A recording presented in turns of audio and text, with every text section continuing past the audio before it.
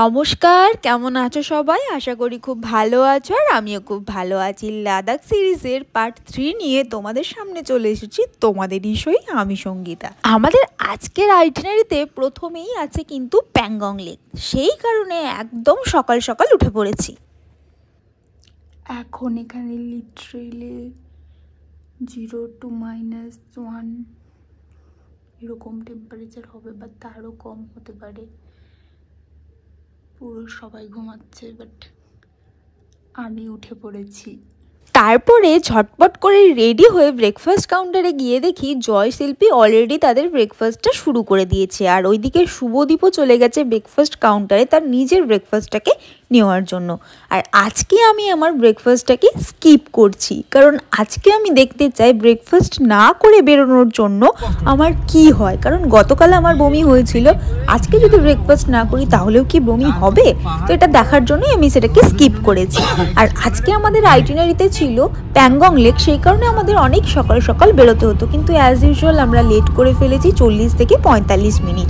তাই সবাই ঝটপট করে অল্প কিছু দিয়ে তাদের ব্রেকফাস্টটাকে শেষ করে নিয়ে আমরা বেরিয়ে পড়েছি আমাদের আজকের ডেস্টিনেশন প্যাংগং লেকের দিকে।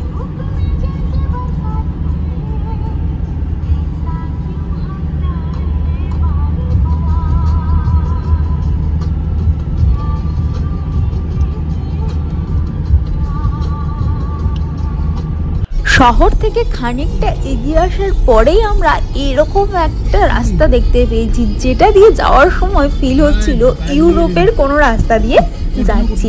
ভিউটা জাস্ট অসাম।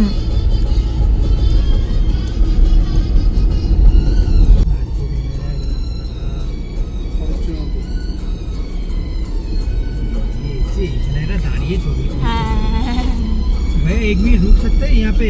हाँ, फोटो खींचने के लिए? नहीं सर जी, नहीं। हाँ, ये रोड में ना थोड़ा चलते रहता है ना जी। अच्छा, आते वक्त इंजॉय करके लाएगा ना सर जी। तब लाइट रहेगा? लाइट तो रहेगा ना, आप ज्यादा नहीं बैठेगा तो लाइट रहेगा। এই রাস্তাটা দিয়ে যাওয়ার সময় এখানে দাঁড়িয়ে একটা করে ছবি তোলার ইচ্ছে আমাদের সকলেরই মনের মধ্যে হচ্ছিল, কিন্তু আমরা দাঁড়াইনি। আমাদের ড্রাইভার দাদা বললেন যে আমরা যদি এখন এখানে টাইম ওয়েস্ট করি প্যাংগংয়ে পৌঁছতে আমাদের অনেকটাই দেরি হয়ে যাবে, আর ওখানে দুপুর 12টার পর কিন্তু থাকা যায় না, প্রচণ্ড ঠান্ডা লাগে। সেই কারণে আমরা ওই জায়গাটাকে পেরিয়ে চলে এসেছিলাম। আর বাদিকে যে মনিস্ট্রিটা তোমাদেরকে দেখালাম সেটাতেও আমরা এখন যাচ্ছি না, আমরা ফেরার পথেই যাব, কারণ ওই যে একটাই কারণ, এখন গেলে আমাদের প্যাংগং পৌঁছতে অনেকটাই দেরি হয়ে যাবে। সেই কারণে আমরা এখন না দাঁড়িয়ে এই সমস্ত জায়গাগুলো ফেরার পথে কভার করব। आपका मर्जी है सर जी, जाते वक्त रुके आते वक्त रुकेगा। ठीक है, आपका अच्छा है। वहाँ पे क्या है जंगला पास है? এই মুহূর্তে আমরা রয়েছি ছাংলা পাস, যার উচ্চতা 17,688 ফিট। এই Chang La pass third motorable highest pass in the world, আর এটা কিন্তু ইন্ডিয়া আর তিবেতের রোডকে কানেক্ট করছে। প্যাংগং লেক যাওয়ার পথে এই ছাংলা পাসকে পেরিয়েই আমাদের যেতে হয়, আর এখানকার অপরূপ সৌন্দর্য সত্যি তোমাদেরকে মন ভরিয়ে দেবে আমাদেরই মতো। আর এখানে এতটা চিল্ড ঠান্ডা ছিল, প্রচণ্ড ঠান্ডা ছিল, আমি লিটারালি গাড়ি থেকে নামতেই পারিনি, বাকিরা নেমেছিল। আর এই জায়গাতে আমি একটা লিকার চা খেয়েছিলাম, আর এই জায়গাটা পুরোটাই কিন্তু আর্মিদের এরিয়া। অপূর্ব ছিল এই চারপাশটা। তো যাই হোক, এরপর আমরা গাড়িতে উঠে পড়বো আর আমরা সোজা প্যাংগং চলে যাব। মাঝখানে আমরা আর কোথাও দাঁড়াবো না। তো চলো সবার সাথে প্যাংগংয়ে গিয়ে দেখা হচ্ছে।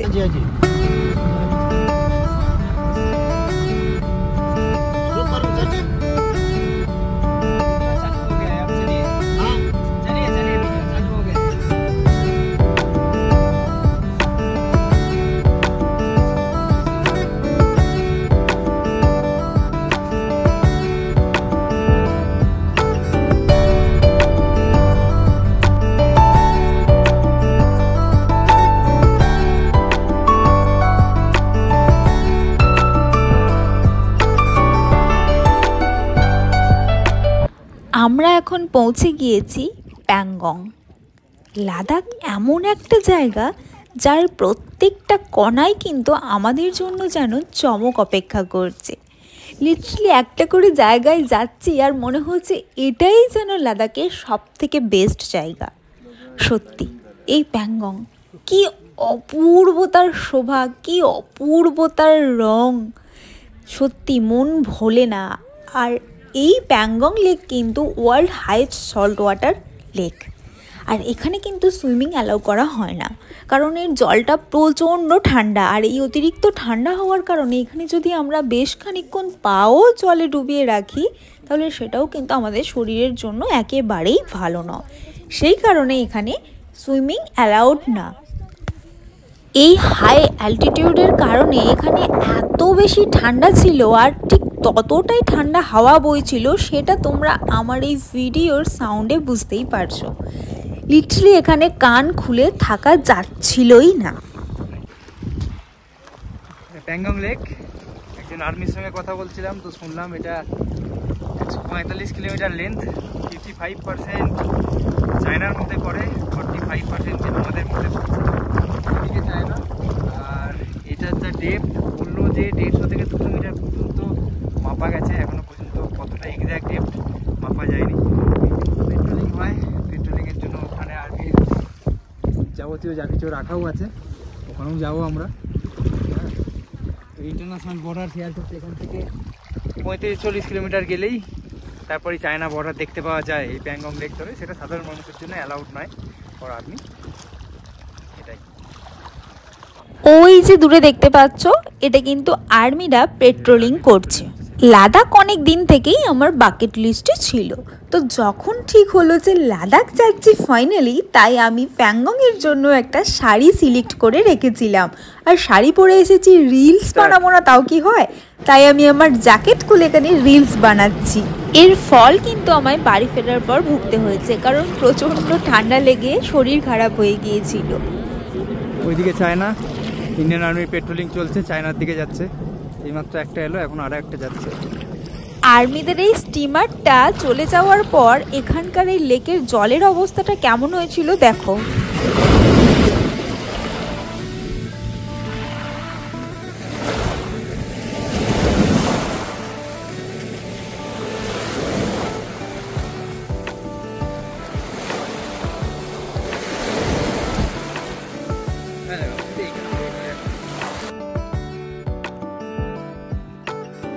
এত লোকের মাঝেও এত শান্ত আর এত নিরিবিলি ছিল এই চারপাশটা, যে এখানে এরকমভাবে বসে ঘন্টার পর ঘন্টা কাটিয়ে দেওয়া যায় প্রকৃতির এই অপরূপ শোভাটাকে শুধুমাত্র গায়ে মেখে। ছবি ভিডিও তো প্রচুর ক্যাপচার করেছি, এছাড়াও আমরা চারজন কিন্তু এখানে অনেকটা সময়ই একান্তে কাটিয়েছি নিজেদের মতো করে। যেহেতু এখানে হাই অ্যালটিটিউড, সে কারণে এখানে বেশিক্ষণ থাকাটা সেফ না। আর আমরাও এখানে বেশিক্ষণ থাকতে পারিনি, 2 ঘন্টা ছিলাম, কিন্তু 2 ঘন্টা কোথা দিয়ে যে চোখের নিমেষে পেরিয়ে গেল আমরা বুঝতেই পারিনি। ওখানে তো আর বেশিক্ষণ থাকা সম্ভব হয়নি, তাই এখন আমরা লের দিকে রওনা দিয়েছি। আর লেতে যাওয়ার পথে আমরা আরও অনেকগুলো স্পট ভিজিট করব, কিন্তু তার আগে আমাদের আজকের লাঞ্চটা সেরে নেব এই সুমসাক রেস্টুরেন্ট অ্যান্ড ক্যাফে থেকে। তো চলো রেস্টুরেন্টের ভিতরে গিয়ে দেখা যাক এখানে কি কি রয়েছে অপশনস।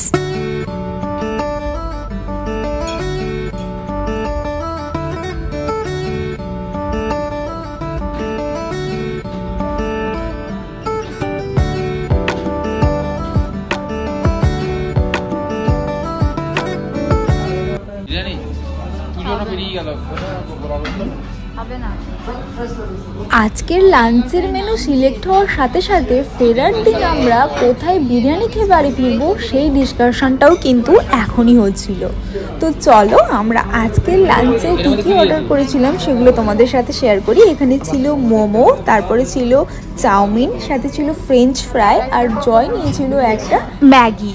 তো চলো এখন সবাই মিলে লাঞ্চটা করা যাক। এরা সবাই খাবে আর আমি সবার থেকে রিভিউটা নেব, আর সবাই কে কি বলে সেটা তোমাদের সাথেও শেয়ার করছি। কেমন লাগছে ফ্রেঞ্চ ফ্রাই? ফাটাফাটি খেতে, খিদে পেটে ফ্রেঞ্চ ফ্রাই মনে হচ্ছে অমৃত। চাউমিন এটা এখন শুরু করে, ভালো ভালো খেতে ভালো, দেখেই করেনি ওর খিদের চোটে ভালো লেগে। সকালে ব্রেকফাস্ট করি বা না করি, বমি আমার হবেই, এটা আমার ট্রাভেল সঙ্গী। তো আজকেও হয়েছে, যে কারণে আমি এখন শুধু ফ্রেঞ্চ ফ্রাই খেয়েছি। আর সেটা খাওয়ার পর আমার শরীরটা আরও একটু অস্বস্তি করছিল, যেই কারণে আমি আমার শাড়িটাকে চেঞ্জ করে নিলাম। যেহেতু আমি জিন্সের সাথে শাড়িটাকে ক্যারি করেছিলাম, তাই আমার চেঞ্জ করতেও খুব সুবিধা হয়েছে।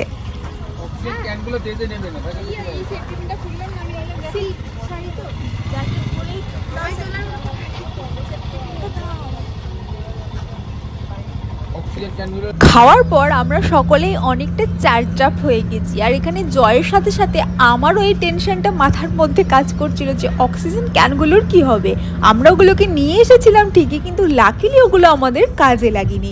তো যাই হোক, ডিসকাশনের পর আমরা ভাবলাম যে আমরা এগুলোকে ফিরিয়ে নিয়ে যেতে পারবো এবং 2 বছর আমাদের নিজেদের কাছে এগুলোকে রেখে দিতে পারবো। কিন্তু ফাইনালি আমরা কি সেগুলোকে বাড়ি ফিরিয়ে আনতে পারলাম? এটা জানার জন্য কিন্তু আমার পরের ব্লগটা অবশ্যই দেখতে হবে। তো চলো এখন নিজেদের সাথে সাথে তোমাদেরকেও নিয়ে যাই থিক্সে মনেস্ট্রিতে। এই থিক্সে মনেস্ট্রি লে থেকে 21 কিলোমিটার দূরে অবস্থিত। দেখি দেখাও, আউট হয়ে গেছে সেটা দেখাও। জয় ফিট। চারপাশের ভিউটা দেখো, কি অসাধারণ লাগছে, এত অপূর্ব লাগছে। কিন্তু এই থিক্সে মনেস্ট্রিতে পৌঁছতে গেলে অনেকগুলো সিঁড়ি ওপরে উঠে তারপর যেতে হবে। ঠিক যেন ভগবানের দর্শন পাওয়া এতটাও সহজ নয়। ভগবানের দর্শন পেতে গেলে কষ্ট তো করতেই হবে, সেটাই যেন এখানে বোঝানো হয়েছে। কিন্তু আমার ক্ষমতায় কোলায়নি ওই অতটা ওপরে ওঠার। আর শিল্পী তো অলরেডি আসেইনি, ও গাড়িতে বসে রয়েছে, ওর শরীর পারমিট করেনি। আর আমিও উঠতে পারিনি। শুভদীপ আর জয় গেছিলো, জয়ও খানিকটা যাওয়ার পর থেকে গেছে, আর শুভদীপই গেছে পুরোটা। আর এই বাকি ভিডিওটা শুভদীপ কন্টিনিউ করেছে।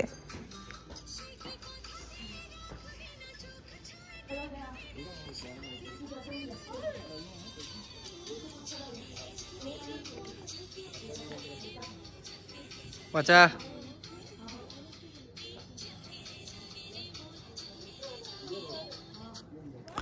জয় আমাদের সঙ্গে রয়েছে। জয় কিন্তু বাংলা সিনেমার প্রত্যেকটা গানের শুটিং কোথায় কখন হয়েছে সেটা যদি ও দেখে থাকে, ও কিন্তু সমস্তটা নখদর্পণে রেখেছে।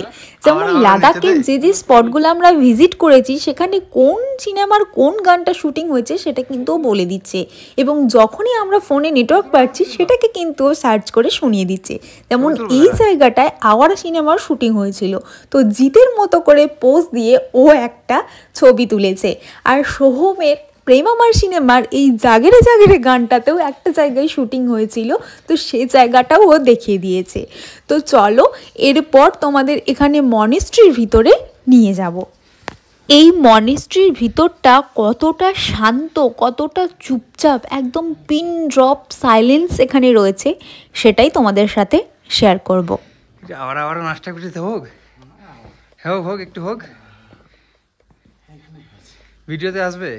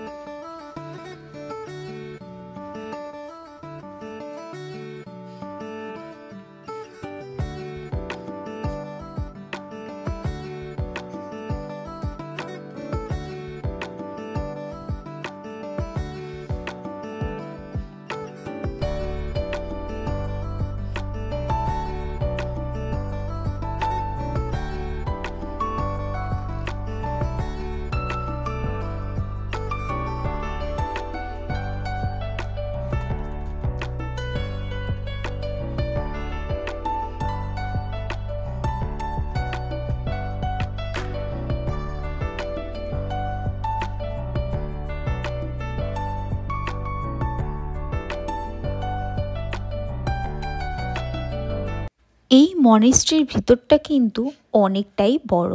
আর এখানে এই কয়েকজন বসে শুধু চ্যান্ট করছে, তাছাড়া কিন্তু এখানে কেউই নেই। চাইলে তুমি আমিও এখানে বসে চ্যান্ট করতে পারি। আর এখানে শুধুমাত্র হাঁটার পায়ের শব্দ ছাড়া আর কিছু কি তুমি শুনতে পাচ্ছ? পাবে না, কারণ এখানটা এতটাই শান্ত। এখানে বসে চ্যান্ট করার জন্য যে একাগ্রতার প্রয়োজন হয় সেটা কিন্তু একমাত্র যোগের মাধ্যমেই আসে। তো যোগের সঙ্গে যদি আমরা কম বেশি পরিচিত থাকি তাহলে কিন্তু এখানে বসে অনেকটা সময় অনায়াসেই কাটিয়ে দেওয়া যায়। এতটাই সুন্দর ছিল এর ভিতরটা, কিন্তু আমি আনলাকি যে আমি এর ওপরে উঠতে পারিনি। একমাত্র শুভদীপই এই পর্যন্ত গিয়েছে আমাদের 4 জনের মধ্যে।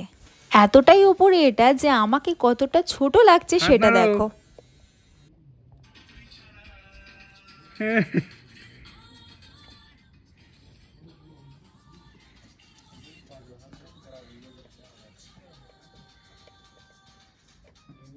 মনেস্ট্রি থেকে আমরা বেরিয়ে পড়েছি। এখন আমরা যাচ্ছি সেই বিখ্যাত জায়গায়, 3 ইডিয়টস সিনেমার সেই রাজ্য স্কুলে। হ্যাঁ, আর জয়ের এক্সাইটমেন্ট কিন্তু একটুও কমেনি। ও কিন্তু সেই সিনেমার গানের শুটিং লোকেশন নিয়ে এখনও মেতে আছে। প্রত্যেকটা জায়গা খুঁজে খুঁজে বের করছে ঠিক পার্টিকুলার কোন গানটার শুটিং ওখানে হয়েছিল, আর ও কিন্তু সেটা ডেলিভারেটলি করে দেখাচ্ছেও। তো চলো এখন তোমাদেরকে নিয়ে যাই রাঞ্চো স্কুলে।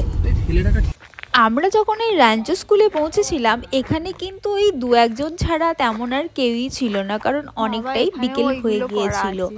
তো তাই জন্য আমরা খুব ফাঁকা পেয়েছি, আর জায়গাটাও যেহেতু অনেকটা বড় তাই লোক থাকলেও খুব একটা অসুবিধে হতো না।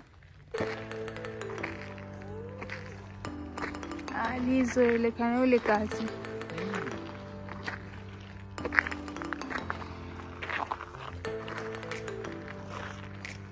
এখানে পয়সা দিয়ে কিনলাম, এখানে বিনা পয়সায় হয়ে যেত।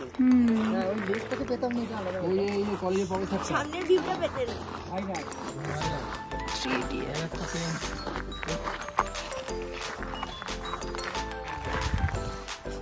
এই রাঞ্চো স্কুলটা তৈরি হয়েছিল 1988 খ্রিস্টাব্দে। এটা একটা পাবলিক স্কুল, আর লাদাখের মধ্যে এটা একটা খুবই ফেমাস স্কুল। আর এদের মূল ভিত্তি হলো বুদ্ধিস্ট ফিলোসফি আর লোকাল ট্র্যাডিশন, এই দুটোর ওপর কিন্তু এরা খুবই জোর দেয়।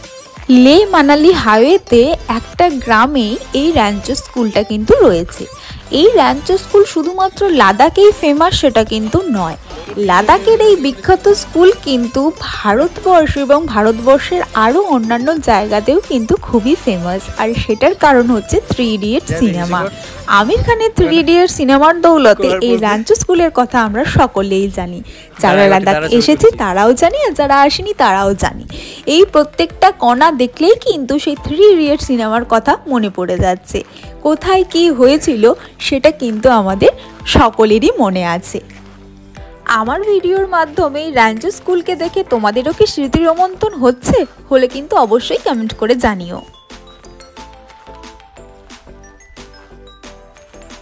कन्फ्यूजन है, सॉल्यूशन कुछ पता नहीं। सॉल्यूशन में मिला तो साला क्वेश्चन क्या था पता नहीं। अलग लिखा है এখানে ফারানাইটের প্রিরাজুলাইজেশন। রাঞ্চো স্কুল থেকে আমরা বেরিয়ে জয়ের দৌলতে একটা জায়গায় গিয়েছিলাম, কিন্তু সেই জায়গাটার ক্লিপিংস আমাদের নেওয়া হয়নি। ওখানেও প্রেমামা সিনেমার একটা গানের কিছুটা শুটিং হয়েছিল।